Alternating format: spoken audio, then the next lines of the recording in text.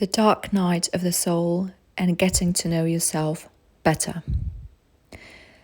That's one of the biggest perks or benefits of the dark night of the soul. And sometimes it may sound funny when we use the word perk or benefit when it comes to the dark night of the soul, because it's one of the most difficult experiences in a human life, and nobody really asks for it.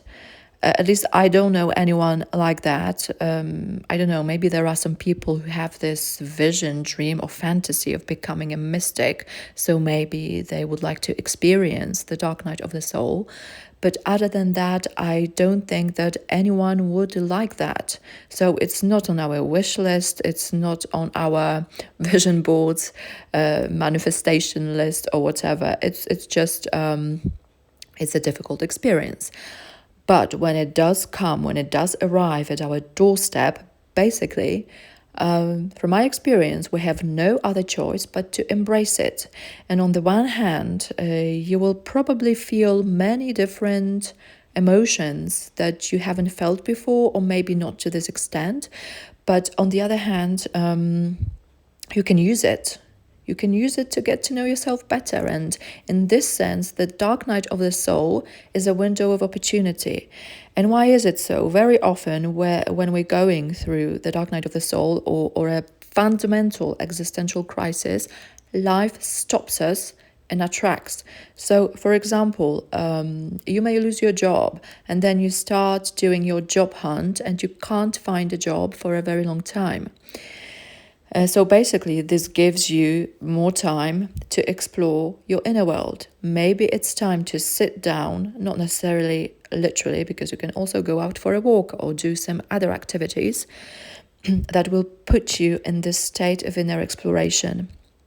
So this is something that is, I would say, a hallmark of the dark night of the soul as well, that activities, people, and things that used to distract us from the inner world are taken away.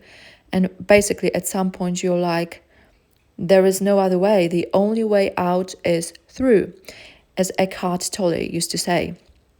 So in this case, the dark night of the soul is a window of opportunity.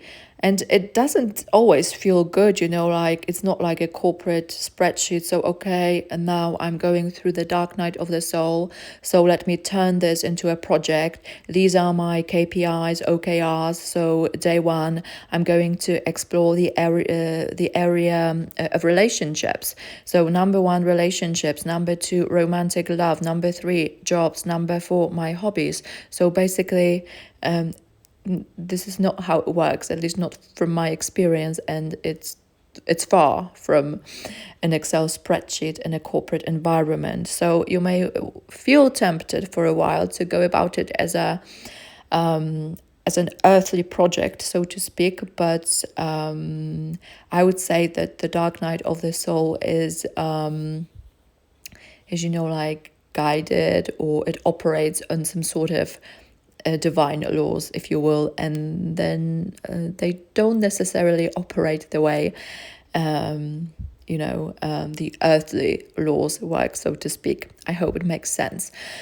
But again, as I've said, it's a great opportunity to get to know yourself, because like in the first part of our lives, or when we're younger, we tend to do a lot. We live, we focus on the external world, so to speak. We study, we do business, we work jobs, we get married, we go on adventures and so on. And we just go outside, if you will. But there may come a time, not everybody experiences that, but I think that more and more people will be experiencing this in the coming years, months, weeks, probably days. And they will start questioning, what they've been doing thus far. Maybe I've been an accountant my whole life. And the thing is that I've never been a numbers person. I've always been a words person, for example, or I've always wanted to be a photographer, or the other way around. Maybe I've been a writer my whole life, but I've always loved numbers. So basically, you may start exploring those questions like, what made me do what I did? And is this really aligned with who I am or what I am? And the question is like, who am I? What am I? So that's one of the biggest questions that we were exploring during the dark night of the soul as well. And probably it's the gist of it. It's the gist of it, like know thyself. A very important thing. And it's very sad that still, even though the number of people who are exploring this question is growing, I think that we can sense it. But, basically still the majority of people just, they don't seem to be interested, which is a pity, because I do believe that if all of us, or the majority of us, accessed the depth of who we are, accessed, what we came here to do, to be, this world would be a completely different place. I think it would be heaven on earth, as simple as that, but we are so distracted. And, that's the purpose of the dark night of the soul, really, in many, many cases, in all cases probably, just to stop us in our tracks and contemplate crucial life questions, because I don't think there is a more important question than who am I? What am I? What did I come here for? Yeah, these are big questions. So if you've been privileged, let me use this word, if you're privileged to go through the dark night of the soul, I would suggest that you use this window of opportunity, if you have time on your hands, and explore those questions. And of course, sometimes and may be tricky to do, because of course, we have bills to pay and a life to live, the normal life, so to speak. But basically, it's, I think, part of this learning process, how to navigate the dark night of the soul, to be in the world, and to some extent, because still we need to do that, right? And also, find time and find opportunities to explore difficult, they may be difficult, crucial questions in our life, and just get to know ourselves better, especially on an emotional level, because emotions can tell us so much.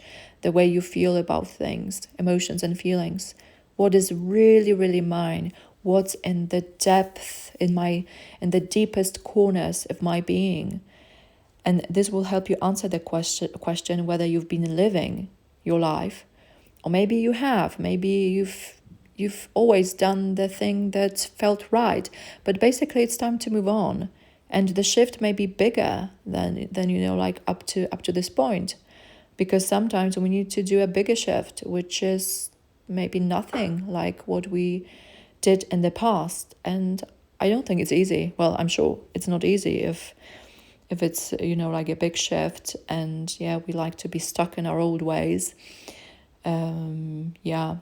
Another thing, the dark night of the soul, is the active detachment. I think I also recorded an episode on that one.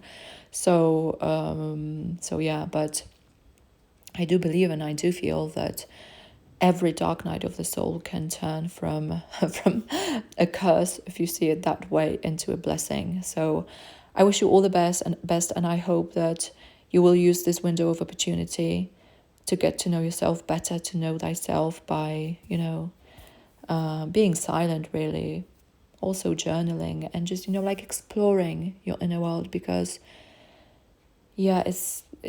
I believe it's relatively easy to live your life on the outside, because the world encourages us to do that, to be busy with everything but our inner world.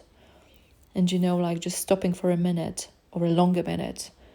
Sometimes it feels like eternity, but, stopping for a moment and just, asking yourself those crucial questions. Who am I? What am I? Where am I going?